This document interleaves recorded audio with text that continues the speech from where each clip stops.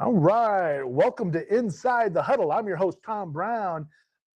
Inside the Huddle is brought to you by Romo Athletics and powered by the Raleigh Athletic Booster Club. And today, on a Friday, we got Coach Derick Heflin. Yes, yeah, it's a little different.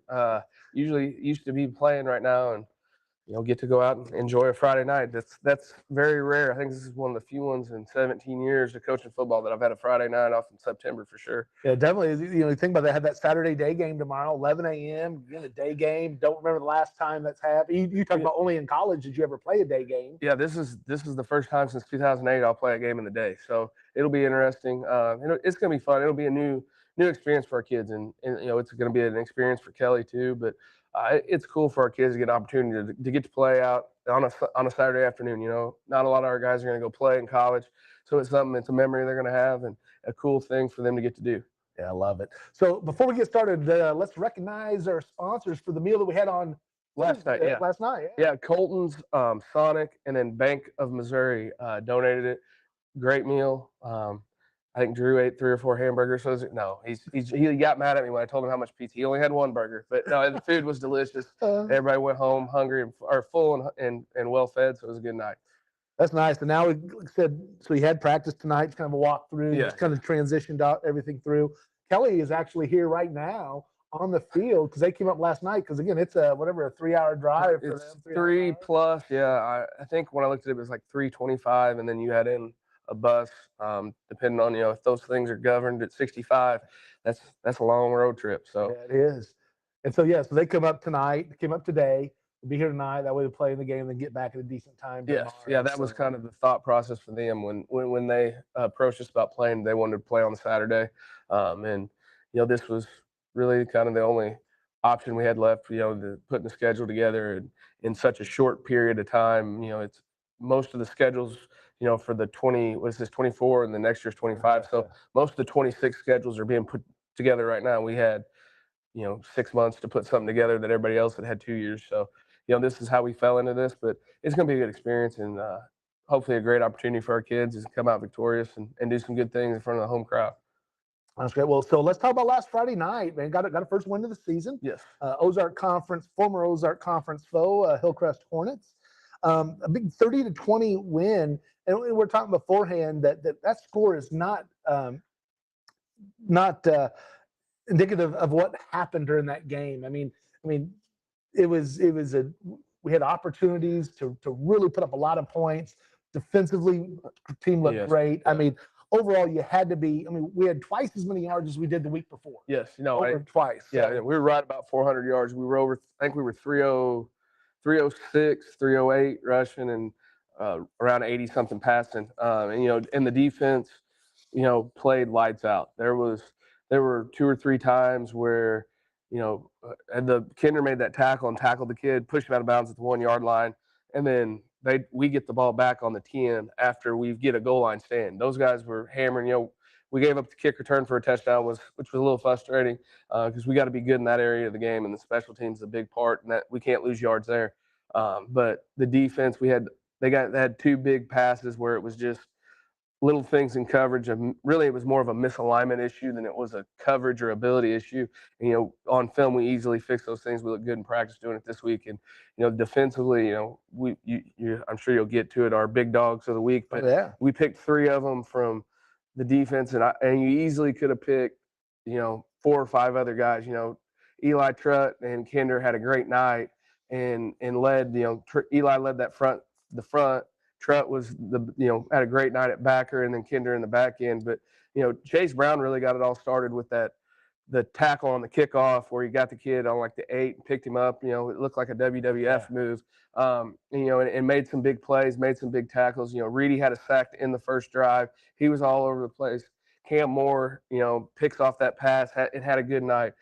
Blaine Spabo, we sub in, and he has nice job, 7 tackles in the second half and 3 tackles. 3 of those are tackles for loss. And then, Jack does what Jack does and had a great night. And so, I basically just named 11 kids or something. In the D-line, all those guys we rolled through there, they were playing about as good as we could. There's little things, and we're going to keep getting better and better and better. But defensively, we're where we need to be right now, and we'll just keep pushing and keep grinding, keep building off of what we're doing because right now we're way ahead of where we were last year on defense for sure. And it's exciting to be a part of that part of the game for sure. Yeah, defense was stellar all night. We talked about a couple of little things you can make adjustments on, and again to recognize the big lots, big dogs. Again, not just the big dog. We got the big dogs on this now. So you got Tristan Richard had 13 tackles, 2 tackles for losses. Caden Kinder, like I said, at the safety spot, 13 tackles, and then he had 2 tackles for losses and an interception as well. So that's huge. And then Eli Beam at that defensive end position had those 8 tackles, 2 for loss, had a sack, had the forced fumble. Yeah, that we almost turned into a touch. I had a disagreement with the official, and then actually his dad informed me he felt he was down, and then the ball came out. But no, I mean that was a huge play, and that's all 3 of those guys play with great motors. They're all over the place. You know that Kinder's interception was a big play. And Trutt was in the backfield all night doing things, and like I said, I can't say enough good things about how well the defense played last Friday night. Yeah, that was phenomenal. It was so happy they had some success, and like you said, you mentioned we start off right off the bat on that opening kickoff, and Chase Brown hits with the 8, right, brings them down, and then they go backwards. Yes. And then we're right there at the chance for a safety. I mean, it was like less than a foot. Yeah, when we got back, it's 1 a.m. We get back, get all the film uploaded, and Eli, the first play, we send Trutt on a blitz, and Trutt blows it up, and the running back just stops and makes a move. Eli tackles kid for loss. The next play, same thing happens, and then the third time, they both go block Trutt, and Jakari makes the tackle. And on film, I mean, he's probably 6 inches out from being a safety, but I mean, those guys did a great job. Everybody was where they were supposed to be doing what they were supposed to do. And that was something we really struggled with last year, getting everybody to fit their roles and play their role. And defensively, that's the biggest thing I see is the difference is they're playing as 11 guys as one, and it's no one person trying to do everything. They're just fitting their gap, doing what they're supposed to do, playing the technique they're taught, and then they're flying around it. And so far, other than a few moments here and there, we've tackled extremely well. Excellent. You talked about that, playing their gaps, playing discipline, containing the edge, and extending the plays when they can, letting people come in and make the play. Yeah. I mean, it's been something I know you got to be really pleased about. And again, you gave up similar type yardage, and even that again we talked about. Some of those are a couple big plays here and there but man, 20 points sure didn't seem like we played the type of game that's going to give up 20 points. Yeah, you said one was a 99-yard kickoff return. Yeah. And got back to the 1-yard line. Kid was able to bring him back, which we knew he had breakaway speed. Yeah. And so overall, just an incredible performance, I thought, by the Bulldog defense. Talking about the offense again, it easily, we had a couple drop passes, we had a penalty, we had some turnovers that kind of gave us opportunities to score. It could have been just crazy. Yeah. But again, getting a 300-yard rushing night. From the team, De La Garza, 115 yards, 11 carries. I mean, he was just electric all night long. Yeah, no, and that's something when you run the offense the way we run. You never know who's going to be the guy that night. It really the defense kind of makes those how they play us kind of determines is it going to be Emery with the fullback spotters, is it going to be Easton at quarterback, and the way Hillcrest was playing us, it was the slots because De La Garza had 115. I think Jack had 96 or 98. I mean, he was right there at 102. So between those 2 guys, you're at over 200 yards rushing. That's a good night for 2 running backs. And and Emery's hitting the hole. And there was moments where it was all right. That's really how we have to hit it and do some things. And then we even kind of put Kinder in just as a change of pace because he has a little different wiggle kind of to him when he hits the hole than Emery does because Emery's going to come downhill and run you over, and then Kinder's kind of going to make a few more cuts, and they complement each other well. And then Jack and De La Garza on the edge, we were able to get some of our tosses and our rockets going, and they did a good job once they got in space. And then that fourth quarter, we'd hit some rockets and some quick pitches, and then counter became a huge play for us. And, huge, that touchdown run, I've been on Cam Brown to pancake people and kind of play with a nasty streak, and he does it. And the officials decide that they want to throw another flag on us that I completely disagreed with, but there was a lot of stuff there with that, but we're not getting into that. But no, it was a great block, and and then those guys had those big runs, and so I thought we found a mixture in that second half, and in the first half we did some good things. We just kind of shot ourselves in the foot, and against better competition, those are things we got to get cleaned up. But it's week 2, and that's that's something where the defense is usually ahead of the offense, you know, and so we'll keep working, keep grinding, and I think there's some good things on the horizon for the offense for sure. And you talked about Emory having those just big power runs, which again with your offense, that's kind of what you got to have. You got to have that pound to set everything else up. Yep. And that one, I mean, he hit that kid so hard that the kid went down and he tried to get off the field, and he wasn't going to make it. Well, and the other thing too, the lost and all that is when Jack and De La Garza have those nights and go off. Emory did an amazing job blocking. There was one of those runs Mason had, 40 who's there. He was a good linebacker. Emory pancakes him. And there was some things, and that's a part of his game that has improved a lot from last year. Where last year he was more of a running back and he'd go out there and kind of get in the way when it was time to block. Friday night he was hammering people when it was time to block, and that's the thing is sometimes with the fullback in an option game, sometimes we're gonna hand the ball off and you're asking a kid to be a ball carrier and then go block, and he did a great job blocking Friday night for sure. That was great to see. Great to see again. Like I said, well-rounded team. A lot of people touching the ball, making plays happen. Jack had that nice touchdown reception. Heath Smith just threw a beauty. Yeah. And again, so that play was there three times. Yeah. At least three. I think it was 3 times it went. Had a couple drops. The other times, but you're running CP kind of on a little.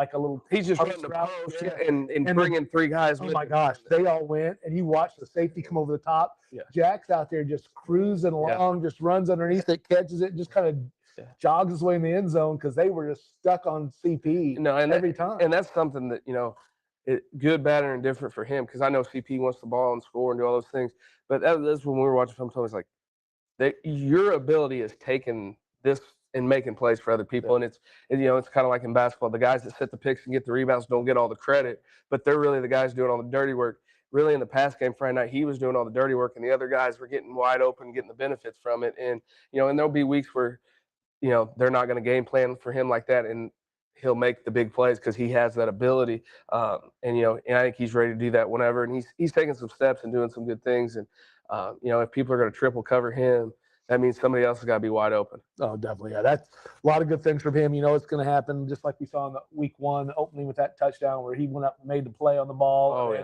Made several people miss. He took in for like a 63-yard touchdown. So we know it's in there. Yeah. And when teams, after they see that play and they see what's happened with our outside guy being open on a little fly pattern, they're not going to be able to do the same type of coverage on him, and that's going to give him opportunities on that play. Yeah, and these guys, like I said, it's just working together, and it's one of those things where you got to go through your progressions, make your reads, and see what the defense is giving you each week to define what needs to be successful for us. So coming up tomorrow morning, 11 a.m., we're going to take on Kelly Hawks, the Kelly High Hawks. Yes. Down around the Boot Hill. Yeah. They're a smaller Class 2 school. Yes. Again, we talked about multiple times about on the schedule how it kind of filled in for us, but they're 1-1 on the season. Again, it's a good football area down there. There's tough kids. Yeah. And I'm looking at their roster, coach, and I'm seeing they got themselves a 290-pound freshman. They got a 310-pound senior. They got a 290-pound senior, 290-pound junior. They got a 305 senior, a 275 senior. That's they got some big old boys. Yeah. Whatever they got in the water down there is working. We could use a little of that up here in Phelps County, but and they've played some good competition, and you can see them on film.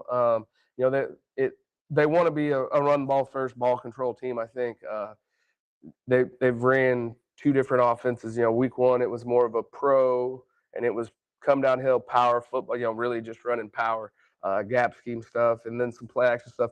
And their quarterback can wing it. There was one on film. He threw from the 20 to the other 20. I mean, He can spin it. He's an athlete. And then last week, I think because of his ability, they could kind of incorporate the blocking schemes they had in, but it was kind of like Waynesville's offense. It was a single wing type offense. So we've kind of prepared our guys for both things, letting them know. And then, the good thing about the way the defense is playing right now and all those guys that have all that experience is, we can say, hey, if they come out in something wild and crazy new, we just go back to base camp rules and you guys play your job and we have base stuff in and our guys know what to do. And when they know what to do and are confident, they play really, really fast. And that's what you've seen. And so I think we've got definitely enough tools in the toolbox. No matter what they show up and do, we'll be all right.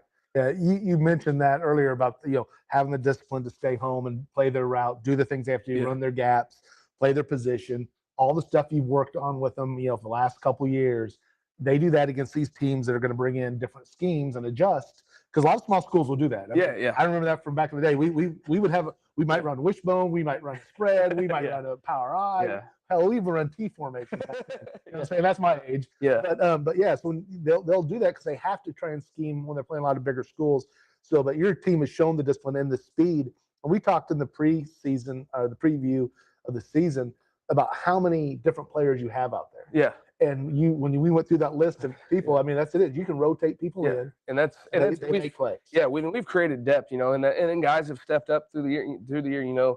Blaine, Hammer had something with his shoulder, and we got Blaine in there, and Blaine stepped in and did a great job. Chance Wilkins is right there, waiting for the opportunity back there, and all those guys have put some work in. And we went out and tested this week in weights class, and our flying 10 speed times they keep progressing, keep getting where they need to be. So we're getting faster. We're putting the work in to do what we need to do, and it's exciting. And you looked at it Friday night. We rolled a lot of people through that defensive line. It was kind of a, we might not have as many defensive linemen, but we're getting those offensive lineman guys in. Emery even got a couple plays in there at nose guard. So we probably played 9 or 10 guys on the defensive line Friday night, and that helps us to get breaks, gets guys depth, and then you never know. It's a long season on what's going to happen, and having guys ready and having backups and giving them that opportunity and some experience, because you never know when you're going to need it. And like I said, that allows you to play fast also. Yes, by having those other people that can keep everybody fresh. Yep. Take again that front D line, just taking the pressure and allow the backers and the backs just come up and clean things up. I mean, it just does a great job. And then I left it out. Terrell got cleared last Friday, so Terrell might make it. Hopefully, Terrell gets a couple carries tomorrow, and we can work him way back in. And last year before he tore the ACL, he was explosive, and he has some nice runs this week in practice. So, like I said, it'll be a slow work back in, build him up. But getting Terrell out there is going to be exciting because I've seen the work he's put in to get back, and had to take him to the peak. He's been there and the whole way, and the work and the things he's put in. So that's going to be exciting to see. And hopefully he has a great day tomorrow for sure too. Well, that's great. Yeah. Well, let's before we wrap up, let's take a look at a couple of the sponsors. We've added a couple sponsors in since the last time, so I want to recognize them. We got Dan Collier from State Farm Insurance. Great to have Dan on board, and you guys might even know Dan. He might not just be a good neighbor, and he's a good neighbor to have out on the field because he's one of the chain gang members of the state best chain gang. So gotta love Dan Collier. Been a big supporter, so we all know him on Friday nights. Now we're going to see him on Saturday morning out there. Also have Phelps County Bank. Again, Phelps County Bank, 100% employee owned. We say PCB team prides themselves on being bankers by day and Bulldog fans by night. So love to have them. Go to mypcb.com, scan the QR code. Anything you need to do there. Juan Skills Academy, Kobe Wands, again, 2-time All-State Bulldog. Now he's coaching at Sullivan. Does a great job with his workouts with the kids. Love to have him on board. He does a lot of work with Ethan, man. Cannot recommend him enough. And of course, man, Brian doing the big lots, big dog. Appreciate that from him. All the work he's done on that. So really appreciate it, everybody. So last question. So last week we talked about the sprinting, and we set up our postseason race. Yeah. Apparently, cross country is going to get involved. Coach Cook's looking at doing some stuff. And Coach Schuchart, as he was talking to you before, I think he's officially out with the calf injury. He got calf injury. Yeah, apparently you can't live on Mountain Dew and fast food and go out and be athletic. Hard reality sets in a little shoes. Okay, so let's switch it up a little bit. We went from the speed. Okay, coaching staff. Yeah. Who's putting up the most on the bench? Ooh. At some point, right now or back. See, that's the thing there. Where back in the day, I think Coach. Yeah, I think the most I ever benched was 355, but not to look at him now. But at Westminster, Coach Schuchart did have all the weightlifting records. Him and his brother both. He was a wait, hold on. Wait. Yes, I know you don't believe me. Wait, was this a video? Wait, no, this was an actual. Yes, he was a 405-pound clean guy, and he squatted close. I don't know. It wasn't 600 pounds, but he was up there, and back in the day, the bench was way up there. I think he was a 375 bencher. So it might be him. I don't know what Coach Fatula did. I haven't seen him work out. But it might be actually after I made fun of Joe, I'll stand up for him, because that's what I tell the kids all the time. Like, when we were in college, he was the strongest guy on the football team, and you might not know it now, but it was him and his brother at Westminster. When I left in 08, still had all the weightlifting records. So, you know, it was impressive back then. Now I don't even know what it would be, but at one point it was impressive. Well, that's awesome. Well, hey, so good luck tomorrow, Coach. Again, 11 a.m. for that day game against Kelly Hawks. Make sure everyone shows up. We'll have a lot of fun with that. And then we're going to be doing a Inside the Huddle at 10 a.m. Okay. And we're going to have JP Maxwell from the Season Ticket, Tanner Dinsdale, voice of the Bulldogs on ESPN 104.9, and former Bulldog, big time quarterback for us.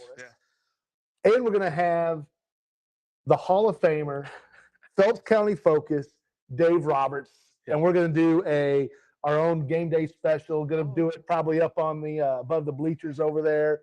If weather goes rough, we'll go up to the press box. But kind of excited about that. Have a little fun. Talk about some Bulldog football. So that'll be at 10 a.m. Go to about 10:20 or so before all the game starts up. So sounds good, man. Looking forward to it. I'm excited for tomorrow. It's going to be a cool atmosphere. You know, the parents and I think Dewdrop's donated the food, and the parents are coming in, and they're going to make breakfast for the boys. And then we're going to get into our normal pregame routine. You know, just move everything, go to 11 and subtract 2 hours the way we normally do it. So we'll be out, walk the field at 9, and get out, start pregame warm-ups 9:45. Hopefully everybody's awake. Somehow I have to get my 2 or 3 cups of coffee and ready to go, but we'll be all right. And it's going to be a fun night or fun day, not night. That's like I said, it's going to be a little. It's weird to say, but it's going to be a good experience for our boys, and I think some good things are going to happen for us for sure. Yeah, they've been planning that breakfast for a while. Again, Dewdrop did a great job. Thanks for donating that stuff. Got guys bringing up the grills. They're going to be working on some Blackstones with little flat tops going. A lot of stuff's planned on there. Yeah. We call that some of those guys we're known as the Dogs Dads. Has some fun stuff, a lot of great memes going in there. Justin Haas, the king of the memes, is actually going to be on hand to help out. So a lot of fun. So everyone show up, have some fun. 11 a.m., get there early, cheer on the Bulldogs. Let's make it a big showing. So for Coach Tom Brown, Coach Derick Heflin, Coach Tom Brown. That's what JP used to say with the coach of Inside the Huddle. I like it. I've been coaching. For Coach Derick Heflin, I'm Tom Brown. And from Inside the Huddle, the heart of the game, we'll see you next time.